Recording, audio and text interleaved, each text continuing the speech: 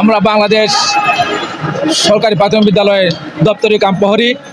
আমাদের দেখেন ভাই, প্রত্যেকটা নিয়োগের মাধ্যমেই একটা রেজুলেশন আছে। আমাদের রেজুলেশনে এমন কোনো উল্লেখই নাই।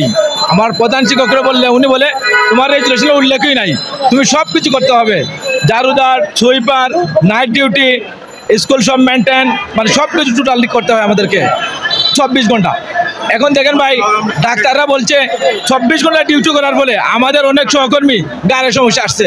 এই যে জারু দেয় সকালে উঠে 24 ঘন্টা ডিউটি, রাইতে ডে নাইট ডিউটি করার লাগে আমাদের গাড়ির সমস্যা আসছে। সব দিকে মিলে আমাদের একটা সমস্যার মধ্যে পড়ছি। এখন আমাদের রাত্রে থাকি, তাও পুরকটে বেরেন্সের মধ্যে থাকতে হয়। এই বেরেন্সের ফাঁকাগুলো আমাদের হাত দিতে সমস্যা আসছে।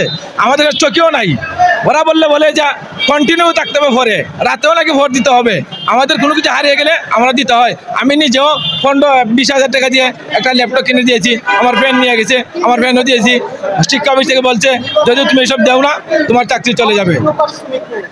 এই কি ওসব এই সমস্যার মধ্যে পড়ে গেছে ভাই।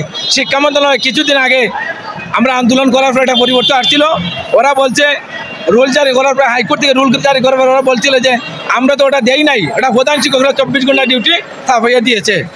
এসব এটা কারা চাপিয়ে দিয়েছে? শিক্ষা মন্ত্রণালয়, আমরা হাইকোর্টের রুল হয়েছিল, হাইকোর্টের জবাব দিয়েছে আমরা তো 24 ঘন্টা থেকে চাকরি দেই নাই। এটা স্কুলের সব প্রধান শিক্ষকরা ওদেরকে 24 ঘন্টা ডিউটিতে নিয়োগ করে দিয়েছে, কিন্তু আমাদের পরিবর্তে লাগাই দিয়েছে ওই জিনিসগুলা। এখন ভাই এই দেশ স্বাধীন হয়েছে, আমরা এতদিন আন্দোলন করে আসছি প্রায় 12 বছর থেকে, 11 বছর 12 বছর প্লাস আমরা আন্দোলন করে আসছি, এটার কোনো সুফল পাই নাই ভাই। আমরা এতদিন ধরে মানবতার জীবনযাপন করছি। আমাদের দেখেন 7,000 টাকা বেতন থেকে শুরু হয়েছে আমাদের চাকরি। 7,000 টাকা বেতন থেকে শুরু হওয়ার পর আজকে আমরা এই অবস্থানে দাঁড়িয়েছি। 150 টাকা 200 টাকা রুজে আমরা চাকরি করছি। এই করে আমাদের জীবন ভাই শেষ পর্যায়ে ভাই। এখন আমাদের একটাই দাবি, যদি জাতীয়করণ না হয় ভাই আমরা জীবন শেষ। আমরা সরকারের কাছে একটাই আবেদন করছি, আমরা মাননীয় উপদেষ্টা মহোদয়ের কাছে আবেদন করছি, উনি তো শান্তিতে নোবেল বিজয়ী, এই শান্তিতে নোবেল বিজয়ী, গ্রাম উন্নয়নের প্রতিষ্ঠাতা উনি সব কিছু বুঝেন, আমাদের দুঃখ কষ্ট বুঝেন, উনি শুরু থেকে গেছেন। আমরা আশা করি এই উপদেষ্টা মহোদয় আমাদের একটু নজর দেবেন। আর আবু সাইদ যদি উনি নজর না দেন তাহলে আবু সাইদ সহকারে, মুগ্ধ ভাই সহকারে প্রায় প্রত্যেকটা জীবনের সাথে এদেরকে কলঙ্কজনক অধ্যায় মনে হবে।